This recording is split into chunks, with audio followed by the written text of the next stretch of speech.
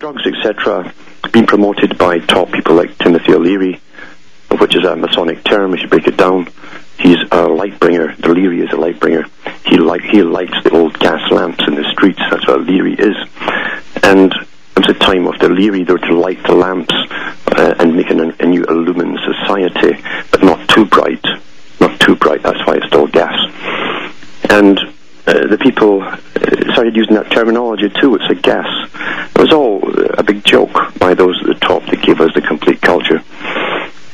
And O'Leary and other top doctors and scientists were put out there on stage, on mainstream televisions, to promote what was to become the religion of the world.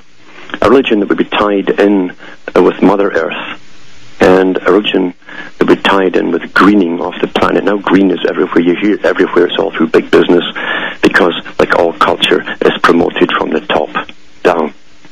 No culture is allowed to exist coming from the bottom by itself, because it could disrupt any plans that governments have laid out. And believe you me, governments don't sit and haggle in congresses or parliaments about trivial things. The real government is busy planning a long-term future. And therefore, all major cultural movements which have to interweave together, interlock together through all facets of society, have to be authorized and worked out and managed from the top.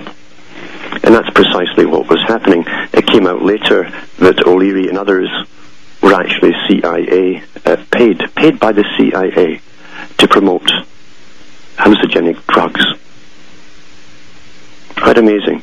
And I lived through that because I was a bit too young, but I grew up watching people getting, losing their minds and so on, and talking to the sky and people that didn't exist. And at the same time, I watched the Beatles, that I couldn't really understand at first. I was too young. But I watched this tremendous promotion through music, and I had got Plato. I went to my library when I was, the adult library that is, when I was 5. And I looked at Plato and different ones, and he talked about culture. And here I was witnessing a change in culture, meaning it was promoted from the top. And the Beatles started off as the clean-cut young men. That was to grab the audience and to put the older generation at ease. Very clever. They had to put the older generation at ease, the parents of the youngsters that were really the target. And once they had the big following and got all the hits, then they could change their appearance, and then once they grew their hair long and so on, which is okay. It's a rebellion against the short haircuts of the military, so I don't mind it at all. However, then they went off to India and had a few hits there, and suddenly we hear about the Maharishi Yogi, and that was all over the magazines. And suddenly the people who were older than me were parroting all these terms that came from India, terms that they were eating up and discussing and debating. And you see, all these particular terms are religious terms, and the people who were parroting them didn't know that they were learning a religion. And it must be good if their superstars were promoting it, because everyone wants to follow the stars. That's what a wandering star is. You follow the stars. They give you the stars from the top.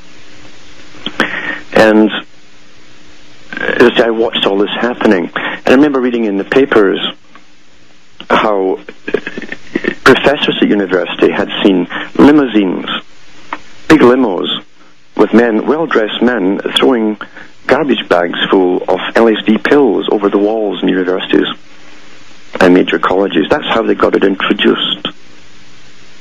It wasn't by the little dealer in a laboratory just cooking some stuff up. It was made by the big drug companies. Much later on, I found they've been experimenting with it since the 1930s. And in Peter Wright's book, much later on too, I found out that even Lord Victor Rothschild, who was the head of all British security during the Cold War at one point, even though Wright was pointing to him as being the main suspect for passing information on to Moscow, Rothschild was using this stuff and testing it out on MI5 and MI6 agents. Quite something. And that was in the 50s. They were doing that. But then And in the 60s and 70s, they made sure that the real target got their doses. And it wasn't just a drug culture and a music culture that was getting heavily promoted from the top.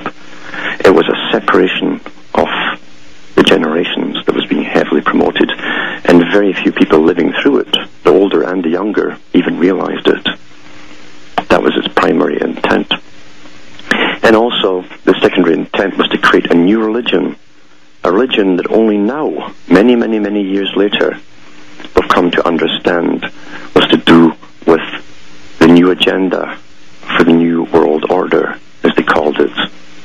They've used this term many times long before Bush, even Adolf Hitler used it.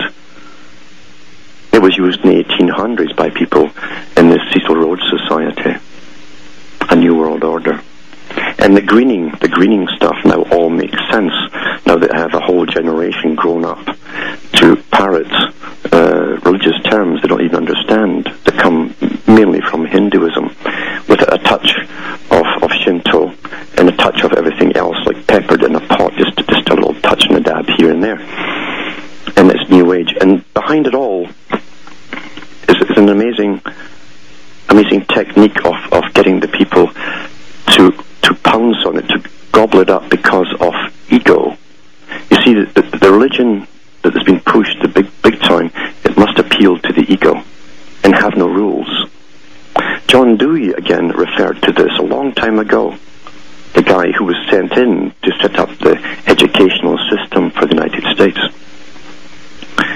And he made reference to this, that there'd be no real morality as we know it. It'd be selective morality, do your own thing, basically. That became the term that was used, that you do your own thing. No rules, and no real inhibitions. Anyone who was inhibited was odd, and they called them square. So, when you read Michael Gorbachev's book, Towards a New Civilization, and you hear an atheist who admits in the same book he is an atheist, stating that we, and his foundation and others, were working towards a new world religion, which would be based on a form of earth worship. And you read the eugenics experiments that are going on all around you. It's in papers and magazines every day now. And the greening nonsense we're hearing all around us, and the catastrophe with the global warming, and how we are causing it, straight out of the book that invented it, The First Global Revolution, by the Club of Rome. That was the book, The First Global Revolution, where they said they needed a cause to unite the planet and for this agenda. And they came up with the idea of saying it was global warming and the public were to blame. That was in the 1970s. And it's been done. It's been done.